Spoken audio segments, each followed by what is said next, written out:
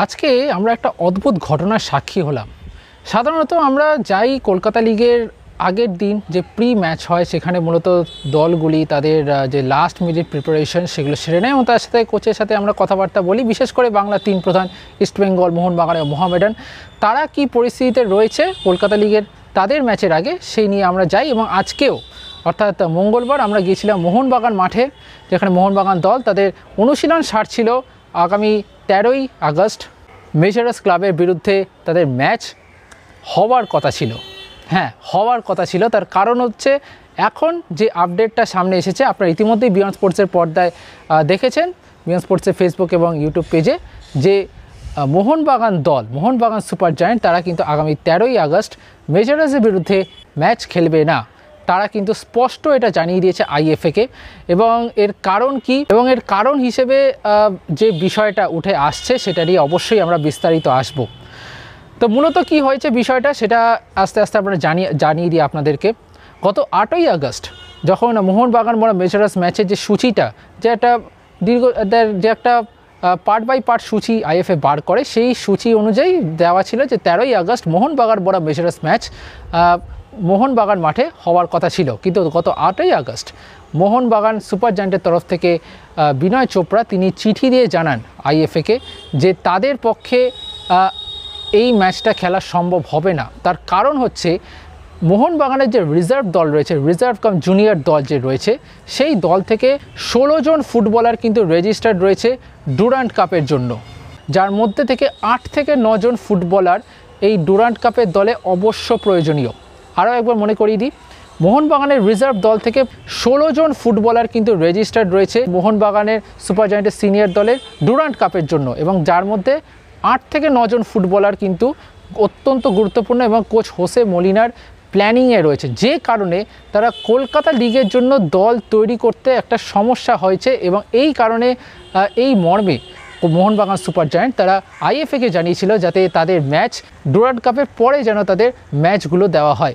এই মর্মে বিনয় চোপড়া গত 8ই আগস্ট চিঠি দিয়েছিলেন আইএফএকে। কিন্তু আইএফএ স্পষ্টত জানায় যেহেতু তাদের একটি সময়সীমা রয়েছে কলকাতা লিগকে শেষ করার জন্য, কারণ তাদের সাথে তাদের যে ব্রডকাস্টিং পার্টনার রাঁচি, তাদের স্পোর্টিং পার্টনার রাঁচির সাথে চুক্তি রয়েছে, তাদের বেঙ্গল সুপার লিগটা যেহেতু শুরু করতে হবে, সেই কারণে কলকাতা লিগটা দ্রুত শেষ করার চেষ্টা করছে আইএফএ। এবং তার জন্য মোহনবাগানের এই আর্জিটাকে মানতে রাজি হয়নি তারা।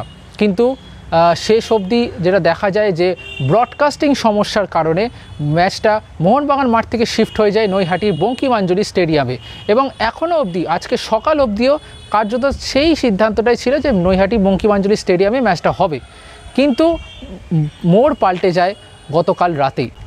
গতকাল রাতে কিন্তু মোহনবাগান দল থেকে আরও একটি চিঠি পাঠানো হয় আইএফএকে, যে তা স্পষ্টত জানিয়ে দেয় যে মেসার্সের বিরুদ্ধে যে ম্যাচ আগামী 13ই আগস্ট সূচি অনুযায়ী যেটা রয়েছে সেটা তারা খেলছে না। অর্থাৎ আগামীকাল মোহনবাগান দল কিন্তু খেলবে না মেসার্স ম্যাচ। এবার এই চিঠির পরিপ্রেক্ষিতে আইএফএ কি জবাব দেবে সেই নিয়ে আমরা অবশ্যই জানতে চাইব আইএফএ সচিব অনির্বাণ দত্তের থেকে, যে এই ম্যাচটা কি পরে পোস্টপন করে দেওয়া হবে নাকি ওয়াক ওভার হিসেবে ঘোষণা করা হবে, কী সিদ্ধান্ত নেবে আইএফএ সেটাই এখন দেখার। আশা করা যায় হয়তো ম্যাচটাকে পিছিয়ে দেওয়া হবে মোহনবাগানের আর্জি রেখে। এবং এক্ষেত্রে আইএফএ কী ভূমিকা নেয় সেটাই এখন দেখা, কারণ মোহনবাগান সুপার জায়ান্ট তারা তাদের শেষ ম্যাচটা খেলেছিল গত 26শে জুলাই ইস্টবেঙ্গলের বিরুদ্ধে।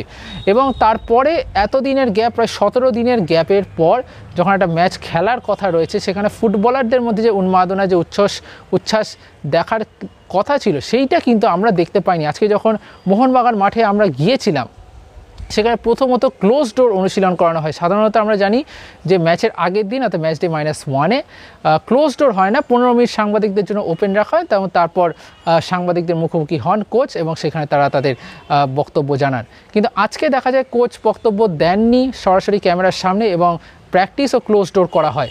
এবং যখন সেটা একটা আমাদের চিন্তার মধ্যে ছিল, এবং তারপরে যখন আমরা কিছু ফুটবলার এবং কোচেদের সাথে কথা বলি, তারা অনিশ্চয়তা প্রকাশ করে যে ম্যানেজমেন্টের তরফ থেকে জানানো হচ্ছে যে এই ম্যাচটা হবে কি হবে না সেটা নিয়ে একটা অনিশ্চয়তা রয়েছে, কিন্তু তাদেরকে তৈরি থাকার জন্য তাদেরকে নির্দেশ দেওয়া হয়েছে। এবং সেই মতোই সকালবেলায় ডেগি কার্ডোজোর দল তারা কিন্তু প্রস্তুত থেকেছিল। এবং আজকের অনুশীলনেও দেখা যায় মাত্র 15 থেকে 16 জন ফুটবলার তারা কিন্তু এই অনুশীলনে ছিলেন। সুতরাং সেখানে বলাই যায় মোহনবাগান দল তারা একটা অনিশ্চয়তার মধ্যে অনিশ্চয়তার মধ্যে রয়েছে এবং কলকাতা লিগে কি হবে সেইটাই এখন দেখার, কারণ এই মুহূর্তে 6 ম্যাচে 10 পয়েন্ট নিয়ে মোহনবাগান রয়েছে গ্রুপের 5 নম্বরে।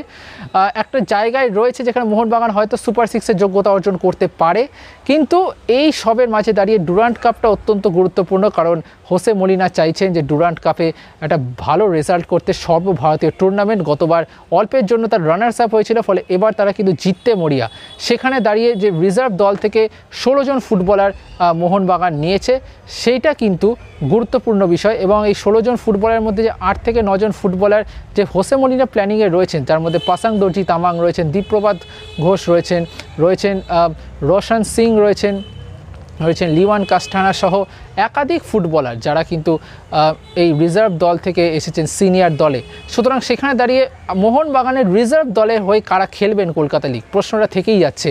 এখন এটাই দেখা যে আইএফএ তারা কি সিদ্ধান্ত নেয় এই বিষয়, এবং মোহনবাগানের ম্যাচগুলো এরপর কবে হবে, কারণ ডুরান্ট কাপ শেষ হতে হতে সম্ভবত 23 থেকে 24 আগস্ট, এবং তারপরেই হয়তো মোহনবাগানের ম্যাচ ফেলতে পারে, কারণ যেটা মোহনবাগান আরজি জানিয়েছে ডুরান্ট কাপের পরেই যাতে মোহনবাগানের কলকাতা লিগের ম্যাচগুলো ফেলা হয়।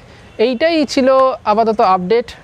ভিডিওটি ভালো লেগে থাকলে লাইক করবেন, কমেন্ট বক্সে জানাবেন কেমন লাগলো, আর বিয়ন্ড স্পোর্টসকে অবশ্যই সাবস্ক্রাইব, লাইক, ফলো সব কিছুই করে রাখবেন। অসংখ্য ধন্যবাদ।